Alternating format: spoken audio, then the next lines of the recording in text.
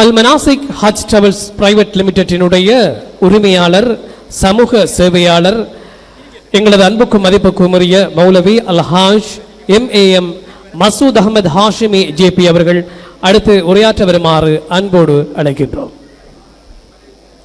அஸ்ஸலாமு அலைக்கும் வரஹ்மத்துல்லாஹி வபரகாத்துஹ். அல்ஹம்துலில்லாஹி ரப்பில் ஆலமீன் والصلاة والسلام على أشرف الأنبياء والمرسلين سيدنا محمد وعلى آله وصحبه ومن تبعهم بإحسان إلى يوم الدين. أما بعد، فقد قال الله تعالى في كتابه العزيز: أعوذ بالله من الشيطان الرجيم، بسم الله الرحمن الرحيم، وما أرسلناك إلا رسولا مبشرا ونذيرا وداعيا إلى الله بإذنه وسراجا منيرا. صدق الله مولانا العلي العظيم. இன்று ஆலோசனைக்கும் வழிகாட்டலுக்குமான ஆலிம்களின் அமைப்பு ஏற்பாடு செய்திருக்கக்கூடிய இன ஐக்கியத்துக்குரிய மீலாத் விழா 2024 ஆண்டு நிகழ்விலே கலந்து கொள்வதற்காக வேண்டி வருகை தந்திருக்கக்கூடிய கண்ணியத்துக்குரிய சர்வமத பெரியார்களே, கண்ணியத்துக்குரிய உலமாக்களே மற்றும் இந்நிகழ்வை சிறப்பித்துக் கொண்டிருக்கக்கூடிய இப்போட்டி நிகழ்ச்சிகளிலே சிறப்புற பங்கேற்று தமது திறமைகளை வெளிப்படுத்திய மாணவ மணிகளே, அவர்களுடைய பெற்றோர்களே, ஆசிரியர்களே, உங்கள் அனைவர்களுக்கும் முதற்கண் என்னுடைய சலாத்தை தெரிவித்துக் கொள்கின்றேன். அஸ்ஸலாமு அலைக்கும் வரஹ்மத்துல்லாஹி வபரகாத்துஹ். உலகத்திலே மனிதர் புனிதனாக வாழ வேண்டும் என்பதற்காக வேண்டி இறைவனினால் காலத்துக்கு காலம், நேரத்துக்கு நேரம், சந்தர்ப்பங்களுக்கு ஏற்ற வகையிலே ரப்புல் ஆலமீன் அல்லாஹ் சுப்ஹானஹு வ தஆலா உலகத்திலே ஒவ்வொரு நபிமார்களையும் அனுப்பி கொண்டே இருந்தார். அந்த நபிமார்கள் உலகத்திலே வந்து இந்த மனித சமுதாயத்தினர்களை சீர்படுத்தினார்கள், அவர்களை ஒரு நேர்வழிப்படுத்தினார்கள். அந்த வகையிலேதான் இந்த பூமியிலே வந்த நபிமார்களிலே முத்திரையான கடைசி நபி ஹஜரத் முஹம்மது முஸ்தபா ஸல்லல்லாஹு அலைஹி வஸல்லம் அவர்கள் இந்த பூமியிலே வந்து அவதரித்தார்கள். எல்லா நபிமார்களும் ஏறக்குறைய 1,24,000 நபிமார்கள் இந்த பூமியிலே வந்தார்கள். அந்த நபிமார்களிலே இறுதியானவர்களாக வந்தவர்கள்தான் கண்மணி நாயகம் ஹஜரத் முஹம்மது முஸ்தபா ஸல்லல்லாஹு அலைஹி வஸல்லம். அல்லாஹு தஆலா இவர்களுடைய பிறப்பையும் இவர்களுடைய இறப்பையும் இந்த முழு மனித சமுதாயத்தினர்களுக்கும் ஒரு பெரும் படிப்பினையாக அமைத்து வைத்திருக்கின்றான். இது வரலாறு பேசக்கூடிய ஒரு உண்மை. எப்பொழுது கண்மணி நாயகம் ஸல்லல்லாஹு அலைஹி வஸல்லம் அவர்களுடைய தாயாரான ஆமினா நாயகியுடைய கருவிலே தடுத்து விட்டார்களோ, அன்றிலிருந்து அவர்கள் சொல்கிறார்கள், நான் ஒரு குழந்தையை சுமந்திருக்கிறேன் என்ற ஒரு வேதனையை நான் ஒரு பொழுதும் என்னுடைய வாழ்க்கையிலே உணர்ந்தது கிடையாது என்பதாக சொல்கின்றார்கள். அந்த பூமான் நபி ஸல்லல்லாஹு அலைஹி வஸல்லம் அவர்களை அல்லாஹ் அவர்களை பாதுகாக்க வேண்டும், அவர்களை கண்ணியப்படுத்த வேண்டும். இது அல்லாஹ்வுடைய நபி என்பதற்காக வேண்டி அந்த தாய்க்கு அல்லாஹ் சுப்ஹானஹு வ தஆலா அந்த குழந்தையினுடைய அந்த பிரசவத்தின் போது கூட அந்த பிரசவ வலியை கூட அல்லாஹ் ஏற்படுத்தவில்லை. இன்று 1446 ஆண்டு ஹிஜ்ரியிலே நாம் இருக்கின்றோம். கண்மணி முஹம்மது முஸ்தபா ஸல்லல்லாஹு அலைஹி வஸல்லம் அவர்கள் கிறிஸ்துவுக்கு பின் 571ஆம் ஆண்டு இந்த பூமியிலே பிறக்கின்றார்கள்.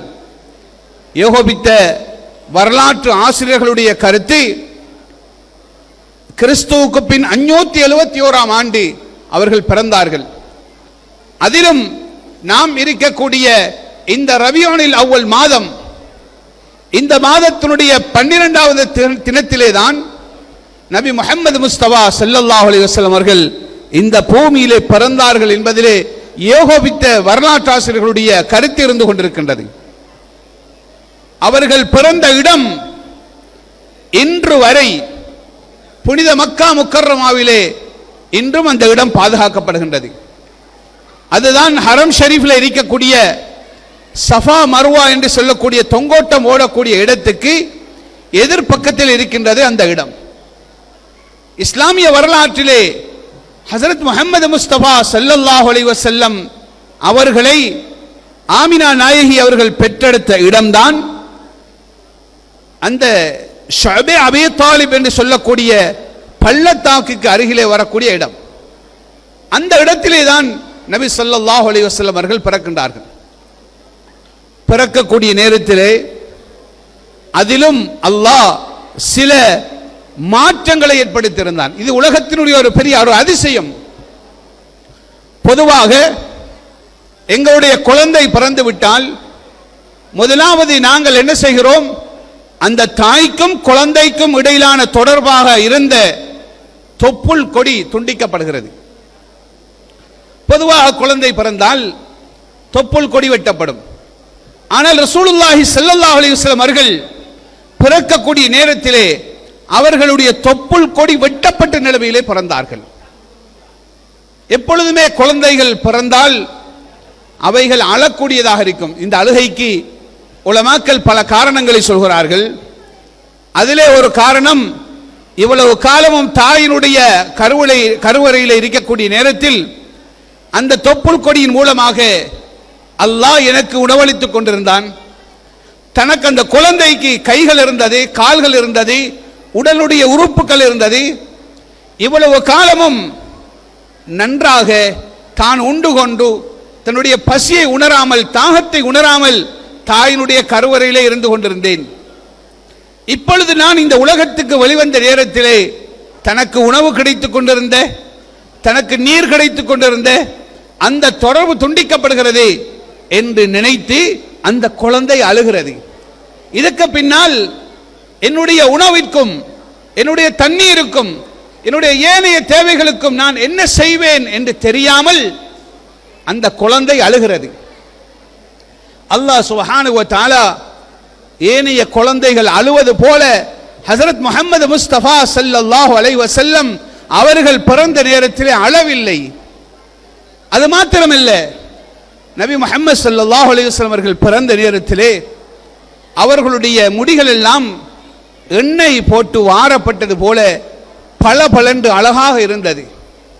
ஏனைய நஜீஸினுடைய அசூசியினுடைய எந்த விதமான தோற்றங்களும் அவர்களுடைய மேனியிலே இருக்கவில்லை.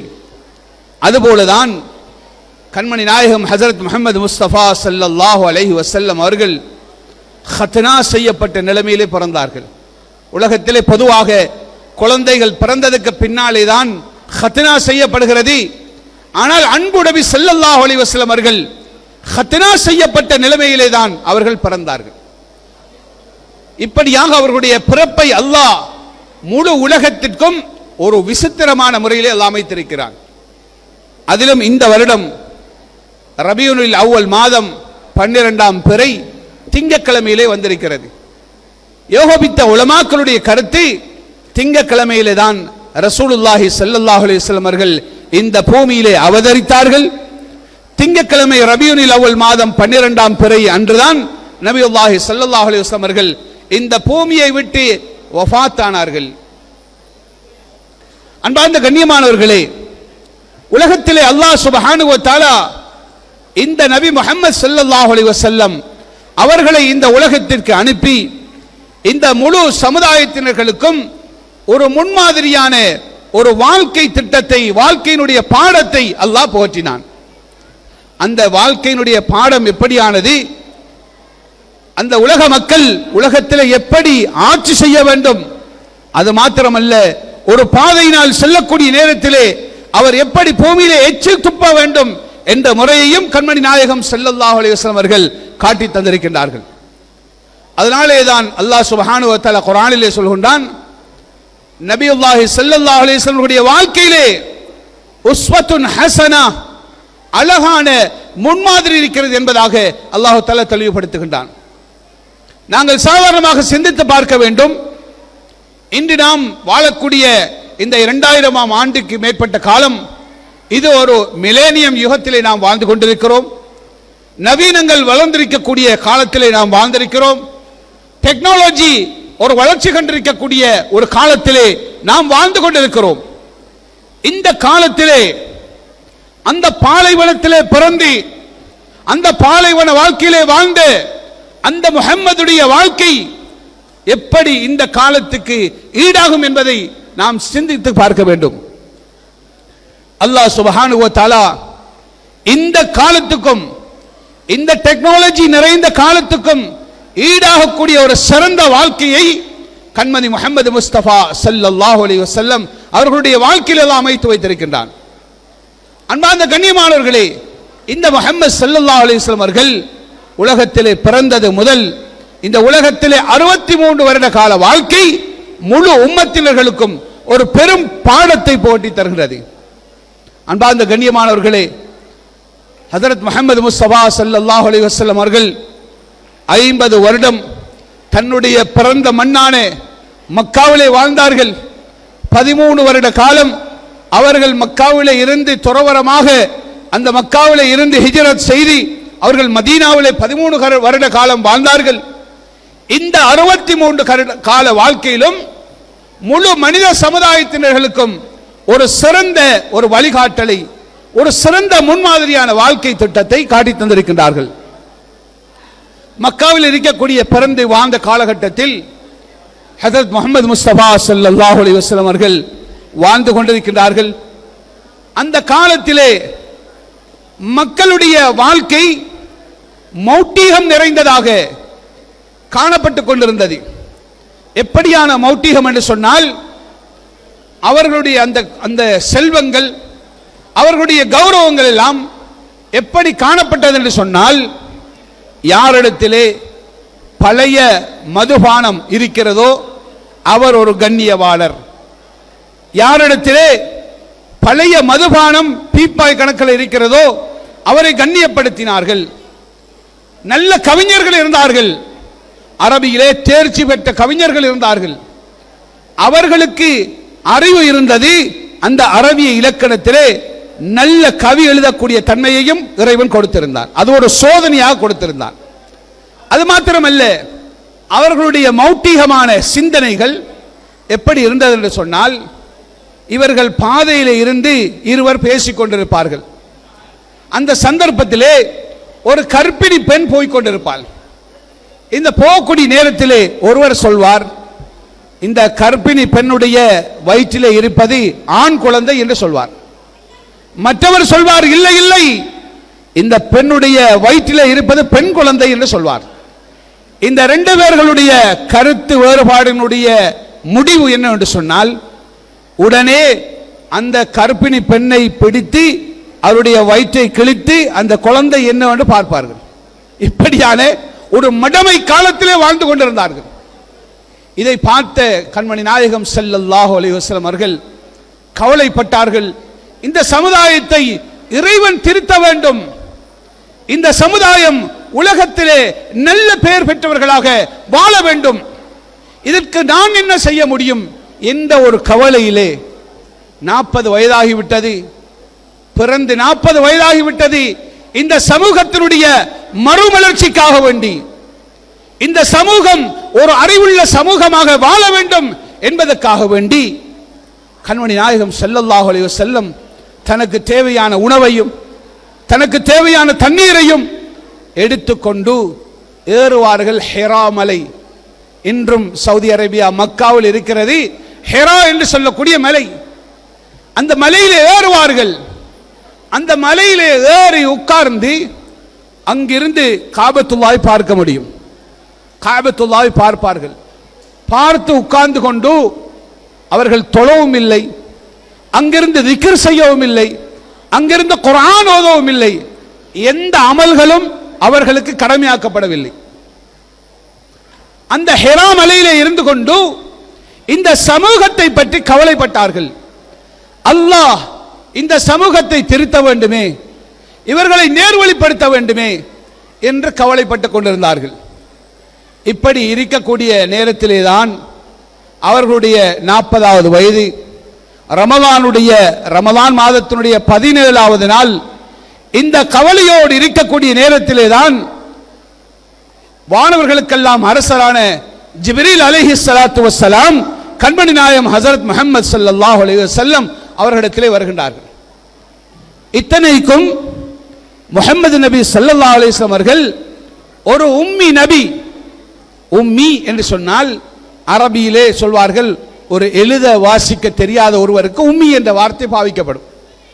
சஹாபாக்கள் சொல்வார்கள், நஹ்னு உம்மத்துன் உம்மியா, நாங்கள் ஒரு எழுத வாசிக்க தெரியாத ஒரு சமுதாயம்.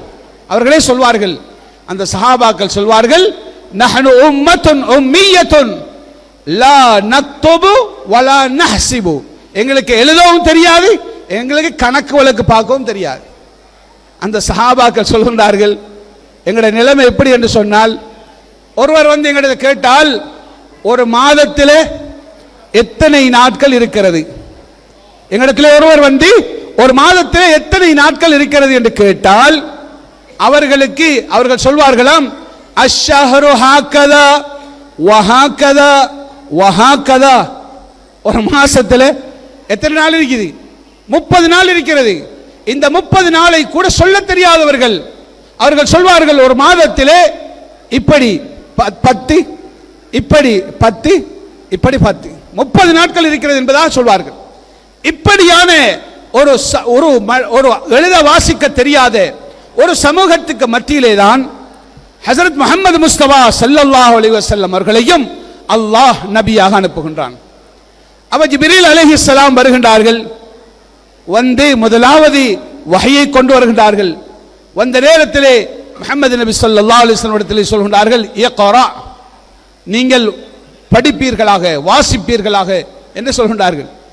எழுத வாசிக்க தெரியாத நபி அவர்களை திடீரென்று வந்து நீங்கள் வாசியுங்கள் என்று சொன்னால் எதை வாசிப்பது? நபி முஹம்மது முஸ்தபா ஸல்லல்லாஹு அலைஹி வஸல்லம் சொன்னார்கள், மா அன பிகாரி, எனக்கு எழுத வாசிக்க தெரியாது. இரண்டாவது தடவையும் ஜிப்ரீல் அலைஹிஸ்ஸலாம் சொல்கின்றார்கள், இக்ரா, நபியே நீங்கள் ஓதுங்கள், வாசியுங்கள் என்பதாக சொல்கின்றார்கள்.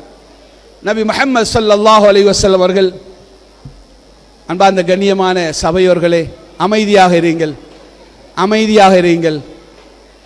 இங்கு பேசக்கூடியது மிக முக்கியமான விடயங்கள் பேசப்படுகிறது. எனவே கொஞ்சம் அமைதியாக இருந்து கேட்குமாறு கேட்டுக்கொள்கின்றேன்.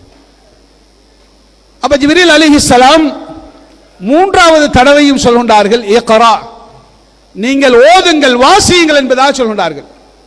ஹஜரத் முஹம்மது முஸ்தபா ஸல்லல்லாஹு அலைஹி வஸல்லம் சொல்கின்றார்கள், மா அன பிகாரி, எனக்கு ஓத எழுத வாசிக்க தெரியாது, எனக்கு வாசிக்க தெரியாது என்று சொல்கின்றார்கள்.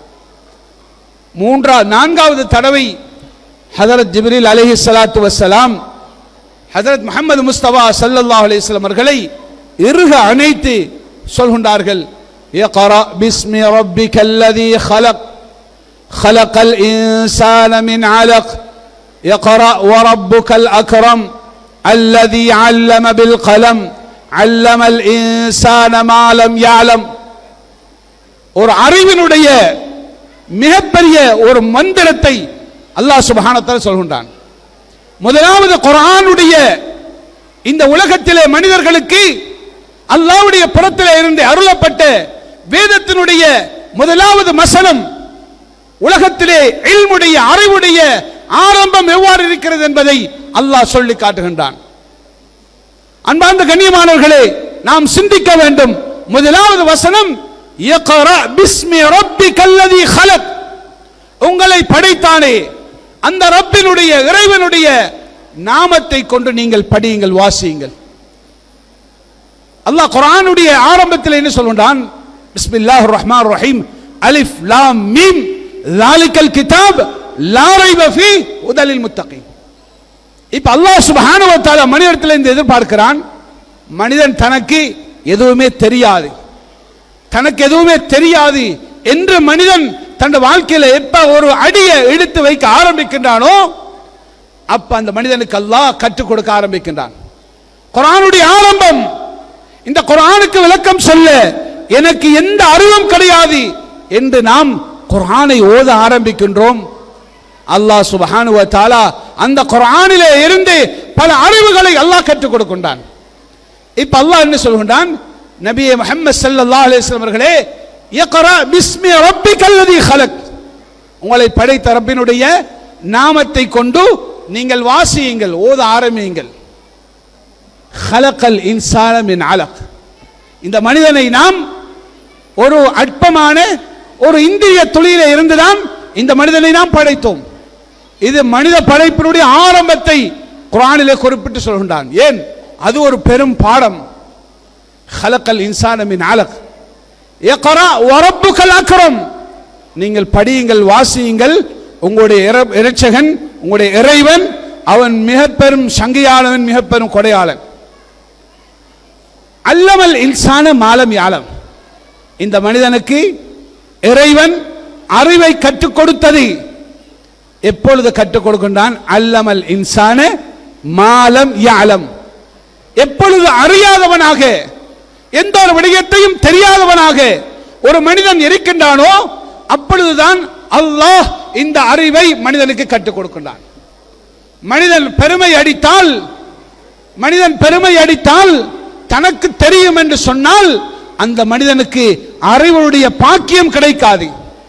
எனவேதான் அன்பார்ந்த கண்ணியமானவர்களே, இப்படியான ஒரு அறிவுபூர்வமான ஒரு சமூகத்தை ஹஜரத் முஹம்மது முஸ்தபா ஸல்லல்லாஹு அலைஹி வஸல்லம் அவர்கள் உருவாக்கினார்கள்.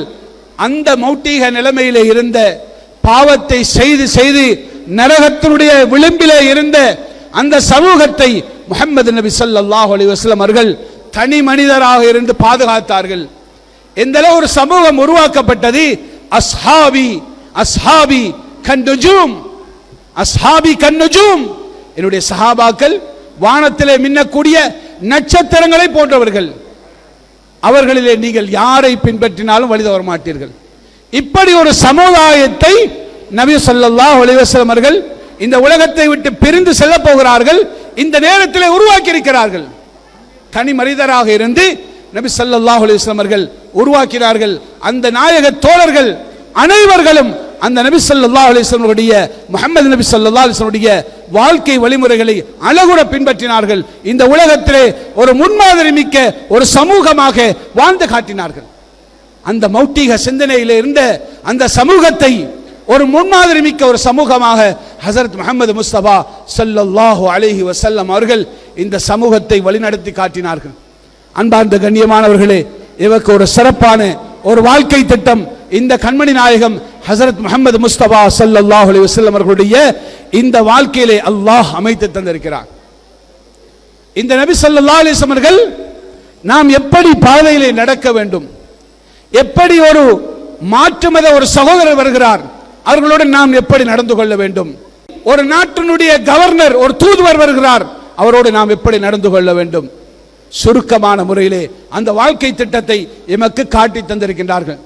எனவேதான் இந்த நாகரிகம் நிறைந்த இந்த காலகட்டத்திலே அந்த நபி முஹம்மது முஸ்தபா ஸல்லல்லாஹு அலைஹி வஸல்லம் அவர்களுடைய ஒரு வழிமுறையை, அவருடைய வாழ்க்கை திட்டத்தை நாம் பின்பற்றி நடப்பதற்கு அல்லாஹ் சுப்ஹானஹு வ தஆலா 100 வீர தியாகிகளுடைய நன்மை அல்லாஹ் தருகின்றான். நபி ஸல்லல்லாஹு அலைஹி வஸல்லம் சொன்னார்கள், மன் தமஸ்ஸக பி சுன்னதி இந்த ஃபசாதி உம்மதி ஃபலஹு அஜ்ரு மியத் ஷஹீத். யார் ஒருவர் நபி முஹம்மது ஸல்லல்லாஹு அலைஹி வஸல்லம் உடைய ஒரு வாழ்க்கை வழிமுறையை பின்பற்றி நடக்குகின்றாரோ, இந்த ஃபித்னாக்கள் குழப்பங்கள் நிறைந்த இந்த காலகட்டத்திலே எடுத்து நடக்குகின்றாரோ, அவருக்கு அல்லாஹு தஆலா 100 வீர தியாகிகளுடைய நன்மை அல்லாஹு தஆலா கொடுக்கின்றான். எனவே அன்பார்ந்த கண்ணியமானவர்களே, எமது வாழ்க்கையை கண்மணி நாயகம் ஹஜரத் முஹம்மது முஸ்தபா ஸல்லல்லாஹு அலைஹி வஸல்லம் உடைய வாழ்க்கை வழிமுறைகளுடைய முன்மாதிரி மிக்க வாழ்க்கையாக நாம் அமைத்துக் கொள்வோம். எமக்கு தரப்பட்டிருக்கக்கூடிய ஒரு பெரிய ஒரு சந்தர்ப்பம், இந்த இலங்கை அரசாங்கத்தினால் இந்த கண்மணி நாயகம் ஹஜரத் முஹம்மது முஸ்தபா ஸல்லல்லாஹு அலைஹி வஸல்லம் அவர்கள் பிறந்த இந்த நாளுக்காக வேண்டி உலகத்திலே எந்த அரசாங்கமும் கொடுக்காத ஒரு சலுகையை இந்த இலங்கை அரசாங்கம் தந்திருக்கிறது. அது என்ன? இந்த மீலாது தினத்துக்காக வேண்டி ஒரு விடுமுறையை தந்திருக்கின்றது. இந்த போராட்டத்தை இலங்கை அரசாங்கத்திலே செய்தவர் டிபி ஜாயா. கல்விக்காக வேண்டி இந்த இலங்கையினுடைய பெரும் சுதந்திரங்களுக்காக வேண்டி பெரும் தியாகம் செய்த மனிதர் அவர்தான். டிபி ஜாயா அவர்கள் தான் போராடி இந்த மீலாது நபி விழாவினுடைய தினத்தை இலங்கையிலே ஒரு விடுமுறை தினமாக பிரகடனப்படுத்த வேண்டும் என்ற ஒரு போராட்டத்தை மேற்கொண்டு இன்று வரைக்கும் சிறப்பாக அந்த நடைமுறைப்படுத்தப்பட்டுக் கொண்டிருக்கிறது. எனவே அன்பார்ந்த கண்ணியமானவர்களே, இந்த போராட்டத்தை செய்தவர்கள் 1960ஆம் ஆண்டு ஹஜ்ஜுக்கு சென்றவர்கள் மதீனாவிலே வஃபாத்தானார்கள். நபி முஹம்மது ஸல்லல்லாஹு அலைஹி வஸல்லம் மீலாதுக்காக வேண்டி போராடி இந்த அரசாங்கத்தில் ஒரு விடுமுறை தினத்தை பெற்று தந்த அந்த பாபரிய மனிதர் டிபி ஜாயா அவர்கள் மதீனாவிலே வஃபாத்தாகி ஜன்னத்துல் பகீலே அடக்கம் செய்யப்பட்டிருக்கிறார்கள். இது சாதாரணமான விடயம் கிடையாது. எனவே இதனுடைய பெருமதியை நாம் உணர்ந்து எமது வாழ்க்கையை ஒரு முன்மாதிரி மிக்க வாழ்க்கையாக நாம் அனைவர்களும் மாற்றிக்கொள்வதற்காக வேண்டி முயற்சி செய்வோம். கண்மணி நாயகம் முஹம்மது முஸ்தபா ஸல்லல்லாஹு அலைஹி வஸல்லம் வாழ்க்கை வழிமுறைகளை எமது வாழ்க்கையில் எடுத்து நடப்பதற்கு, பேசிய விடயங்களையும் கேட்ட விடயங்களையும் எடுத்து நடப்பதற்கும் எனக்கும் உங்களுக்கும் வல்ல ரஹ்மான் அல்லாஹ் சுப்ஹானஹு வ தஆலா துணை புரிந்தல்வானாக.